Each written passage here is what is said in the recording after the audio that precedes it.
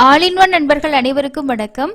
இந்த வீடியோல இன்னைக்கு தரிசனத்துக்கு எவ்வளோ நேரம் ஆகுது அப்படிங்கிற இன்ஃபர்மேஷன் கூட டிடிடிலேருந்து லேட்டஸ்ட்டாக வந்திருக்கக்கூடிய முக்கியமான தகவல் பார்க்கலாம்.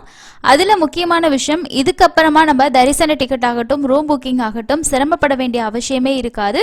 அதுக்கான புதிய அப்டேட் வந்திருக்கு. அது என்ன அப்படின்றத பற்றியும் இந்த வீடியோவில் டீட்டெயிலாக பார்க்கலாம். நீங்களும் ரீசெண்டாக திருமலைக்கு தரிசனம் போயிட்டு வந்திருந்தீங்கன்னா உங்களோட எக்ஸ்பீரியன்ஸை நீங்கள் பார்க்குற வீடியோக்கு கீழே ஷேர் பண்ணுங்கள். உங்களோட ஒவ்வொரு அனுபவங்களும் அடுத்து தரிசனம் போகிற பிளான்ல இருக்கவங்களுக்கு பெரிய அளவில் யூஸ்ஃபுல்லாக இருக்கும். முதல் அப்டேட், கீழ்த்திருப்பதியில் கொடுக்கக்கூடிய ஸ்லாட்டட் சர்வதர்ஷன டோக்கன் இப்போ டைம் 7:30 மணி ஆகுதுங்க. 1600 சம்திங் டிக்கெட்ஸ் தான் அவைலபிள் இருக்குது. தேவைப்படுறவங்க ரயில்வே ஸ்டேஷன் கிட்ட Vishnu Nivasam, main bus stand கிட்ட ஸ்ரீனிவாசம், அலிப்பிரி நடைபாதை கிட்ட இருக்க பூதேவி காம்ப்ளெக்ஸ், இந்த 3 இடங்களையும் நீங்கள் டோக்கன் வாங்கி சாமி தரிசனம் பார்க்கலாம். இதுதான் எஸ்எஸ்டி டோக்கனுக்கான அப்டேட். அதுக்கு அடுத்தது, திருமலையில் நேரடி சர்வதர்ஷனம் எப்படி இருக்குது அப்படின்ற இன்ஃபர்மேஷன் பார்க்கலாம். நேரடி சர்வதர்ஷனத்தில் வெறும் 10 கம்பார்ட்மெண்ட்டில் தான் பக்தர்கள் வெயிட் பண்ணிட்டு இருக்கிறதா டிடிடி அஃபிஷியலாக சொல்லியிருக்காங்க.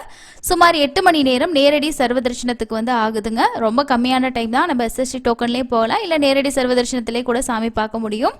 300 ரூபா தரிசனத்துக்கு 2லேருந்து 4 மணி நேரமும், எஸ்எஸ்டி டோக்கனில் பார்க்கறதுக்கு 3லேருந்து 5 மணி நேரம் ஆகலாம். நேற்று 72,283 பேர் தரிசனம் பார்த்துருக்காங்க. அதுக்கப்புறமா இன்னொரு முக்கியமான அப்டேட், ராமேஸ்வரத்துலேருந்து நீங்கள் திருப்பதிக்கு போகிறீங்க அப்படின்னா இது கண்டிப்பாக உங்களுக்கு ஒரு குட் நியூஸாக தான் இருக்கணும். ராமேஸ்வரம் திருப்பதி இடையே இனி 4 நாட்கள் ரயிலில் செல்ல முடியும். புதிய வாராந்திர சிறப்பு ரயில் இயக்க தெற்கு ரயில்வே பரிந்துரை செஞ்சுருக்காங்க. 7 வாரங்களுக்கு இந்த சிறப்பு ரயிலை இயக்குவதற்கான பரிந்துரை தற்போது வெளியாகி இருக்கு. அதுக்கான அப்டேட்டும் நம்ம நம்மளோட டெலிகிராம் பேஜில் காலையிலேயே ஷேர் பண்ணியிருந்தோம். பார்த்துருந்தீங்கன்னா கமெண்ட்ஸில் சொல்லுங்கள். இதில் சில முக்கியமான விஷயங்களை நம்ம பார்க்கணும். என்ன அப்படின்னா, திருப்பதி எக்ஸ்பிரஸ் வாரத்தில் 4 நாட்கள் ஓடும் ரயிலாக மாற இருக்கு. தற்போது ராமேஸ்வரத்திலிருந்து திருப்பதிக்கு மீனாட்சி எக்ஸ்பிரஸ் செல்லக்கூடிய அதே நேரத்தில் தான் இந்த ரயிலும் இயங்க இருக்கிறது. அந்த ரயில் ஓடாத நாட்களில் அதே ஐசிஎஃப் பெட்டிகளை பயன்படுத்தி தான் இந்த ரயில் திருப்பதிக்கு சிறப்பு ரயிலாக இயக்க இருக்கிறது. அதே போல இதிலிருந்து என்ன தெரிகிறது என்றால், தற்போது வாரத்தில் 3 நாட்கள் ஓடும் மீனாட்சி விரைவு ரயிலை வாரத்திற்கு 4 நாட்கள் ஓடும் வகையில் விரைவில் தெற்கு ரயில்வே மாற்ற திட்டமிட்டுள்ளது. அதற்கான ஒரு முன்னோட்டமாகத்தான் இந்த சிறப்பு ரயிலை தற்போது இயக்க திட்டமிட்டுள்ளதாக சொல்லப்பட்டிருக்கு. ராமேஸ்வரத்திலிருந்து செல்லும் திருப்பதி எக்ஸ்பிரஸ், கன்னியாகுமரி எக்ஸ்பிரஸ் என 2 ரயில்களும் பெட்டி பகிர்மானம் செய்கிறது. இருப்பினும் இந்த ரயில் திட்டமிடப்பட்டுள்ள அந்த நாட்களில் ஒரு பெட்டி காலியாகத்தான் ராமேஸ்வரத்தில் நிற்கும். அதனை பயன்படுத்தி இந்த ரயிலை இயக்குவதற்கு முடிவு செய்யப்பட்டிருக்கு. மொத்தமாக 2 ரேக் உள்ளது. இந்த பெட்டி பகிர்மானப்படி செவ்வாய் என்று ஒரு பெட்டி கன்னியாகுமரியிலிருந்து ராமேஸ்வரம் வரும்.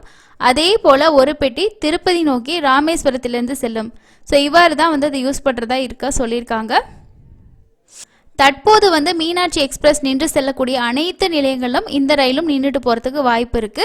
வழித்தடமாக ராமேஸ்வரத்திலிருந்து மானாமதுரை, மதுரை, திண்டுக்கல், திருச்சிராப்பள்ளி, தஞ்சாவூர், மயிலாடுதுறை, கடலூர், விழுப்புரம், திருவண்ணாமலை, காட்பாடி, சித்தூர் வழியாக அதனை இயக்குவதற்கு பரிந்துரை செய்யப்பட்டிருக்கிறதா சொல்லியிருக்காங்க. ஸோ தேவைப்படுறவங்க இதுலேருந்து போகிறவங்க யூஸ் பண்ணிக்கோங்க. தென் மாவட்டங்கள்லேருந்து திருப்பதி செல்வதற்கென்று இப்போது வரை எந்த நேரடி ரயிலும் கிடையாது. இந்த ரயில்வே தினசரி ரயிலாக மாற்ற வேண்டும் என்கிற ஒரு கோரிக்கை பல வருஷமாக இருக்கிறதா சொல்லியிருக்காங்க. இருந்தாலும் வாரத்திற்கு 4 நாட்களுக்கு மட்டுமே முடிவு செஞ்சிருக்கிறது. தினசரி ரயிலாக மாற்ற வேண்டும் என்ற கோரிக்கை தான் பல்வேறு பகுதி மக்களிடையே இருக்கிறதா சொல்லியிருக்காங்க. ஸோ கண்டிப்பாக ரெகுலராக ட்ரெயின் இருந்துச்சு அப்படின்னா போகிறவங்களுக்கு ரொம்ப யூஸ்ஃபுல்லாக இருக்கும். இப்போதைக்கு 4 நாள் கொடுத்துருக்காங்க. பட் இதை அப்படியே கண்டினியூ பண்ணும்போது இன்னும் வீக்லி ஃபுல்லாக இருந்துச்சுன்னா நிறைய பேத்துக்கு யூஸ்ஃபுல்லாக இருக்கும். இந்த இன்ஃபர்மேஷன் பற்றி நீங்கள் என்ன நினைக்கிறீங்கன்னு சொல்லிட்டு ஷேர் பண்ணுங்கள்.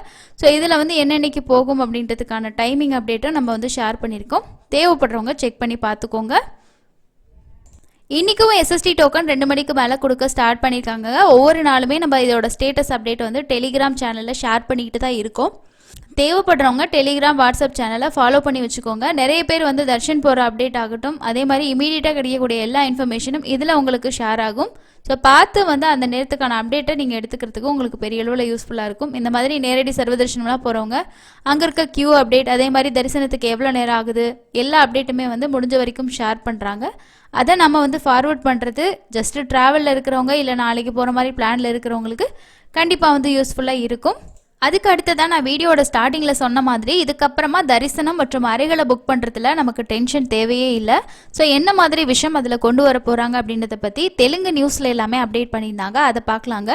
திருமலையில் பக்தர்களோட கூட்டம் சாதாரணமானது. பக்தர்களோட சேவைகள் முக்கிய மாற்றங்களை நோக்கி டிடிடி வந்து செயல்பட்டு வரதாகவும் தொழில்நுட்பத்தை பயன்படுத்தி தரிசனம் மற்றும் தங்குமிடம் உள்ளிட்ட சேவைகளை எளிதாக்க முடிவு செய்துள்ளது. இதன் ஒரு பகுதியாக செயற்கை நுண்ணறிவை பயன்படுத்தி 2 மணி நேரத்துக்குள் தரிசனத்தை முடிக்க திட்டம் வகுக்கப்படுகிறது. சமீபத்தில் பக்தர்களுக்கு சிறந்த மற்றும் எளிதான சேவை வழங்க ஒரு முக்கிய முடிவு. ஸ்ரீவாரி பக்தர்களுக்கு டிடிடி ஒரு நல்ல செய்தியை வழங்குகிறது. பக்தர்களுடன் தொடர்புடைய சேவைகளை மிகவும் வசதியாக மாற்ற முடிவு செய்திருக்கிறது. திருமலையில் உள்ள வைகுண்டம் வரிசை வளாகத்தில் ஏற்கனவே ஒரு அதிநவீன ஒருங்கிணைந்த கட்டளை கட்டுப்பாடு மையத்தை அமைத்துள்ளது. இப்போது வந்து ஏஏ சாட்போர்ட் சேவைகளை கிடைக்க செய்து வருகிறது. இந்த ஏஏ சாட்போர்ட் மூலமா வந்து பக்தர்கள் ஸ்ரீவாரி தரிசனம், தங்குமிட அறைகள் கிடைப்பது, நன்கொடைகள் மற்றும் பிற சேவைகள் தொடர்பான தகவல்களை நொடிகளில் பெறலாம். உலகெங்கிலும் உள்ள பக்தர்களின் வசதிக்காக இந்த சேவைகள் 13 மொழிகளில் வழங்கப்படுது. மேலும் பக்தர்கள் தங்கள் புகார்கள், பரிந்துரைகளை இந்த சாட்போர்ட் மூலமாக வந்து நம்ம டிடிடியோட கவனத்துக்கு எளிதாக கொண்டு செல்லும் வசதியையும் வழங்கும் வகையில் இந்த சேவைகள் வந்து கிடைக்கும்னு சொல்லியிருக்காங்க. இந்த அரட்டை பெட்டியில் பேச்சு முதல் உரை முதல் பேச்சு வரை போன்ற நவீன வசதிகள் இருப்பதாகவும் சொல்லப்படுது. இது பக்தர்களுக்கு குரல் கட்டளைகள் மூலம் தகவல்களை பெறவும் அனுமதிக்குது. அதாவது வாய்ஸ் நோட் மூலமாகவும் நம்ம வந்து விஷயங்களை கேட்டு தெரிஞ்சுக்கலாம். இந்த அதிநவீன அரட்டை பெட்டிக்கு தேவையான மென்பொருளை முன்னணி ஐடி நிறுவனமான அமேசான் வலை சேவைகளை உருவாக்கி வருவதாகவும் தெரியுது. இன்னொரு பக்கம் டிடிடி அதன் நிர்வாகிகள் வெளிப்படைத்தன்மையை அதிகரிக்கவும் எஸ்விபி சேனல்கள் வந்து பார்த்திங்கன்னா ஒளிபரப்புகளை மேம்படுத்துறதுக்கும் நடவடிக்கை எடுக்கப்பட்டு வரதா சொல்லியிருக்காங்க. இந்த புதிய தொழில்நுட்ப வருகையுடன் பக்தர்கள் கிட்ட இருந்து தகவல்களை சேகரிப்பது எளிதாக இருக்கும். இந்த ஆண்டு 10 நாட்கள் வைகுண்ட ஏகாதசியை நடத்த டிடிடி முடிவு செஞ்சிருக்கு. இருந்தாலும் டிக்கெட்டுகள் குறித்த அதிகாரப்பூர்வ அறிவிப்பை இன்னும் வெளியிடலை. டிக்கெட்கள் வந்து ஆன்லைனில் வெளியிடுமா இல்லை ஆஃப்லைனில் கிடைக்க செய்வதான்னு சொல்லிட்டு டிடிடி விரைவில் முடிவு செஞ்சு வெளியிடப்படும்ன்ற மாதிரி தான் தகவல் வெளியாயிருக்கு.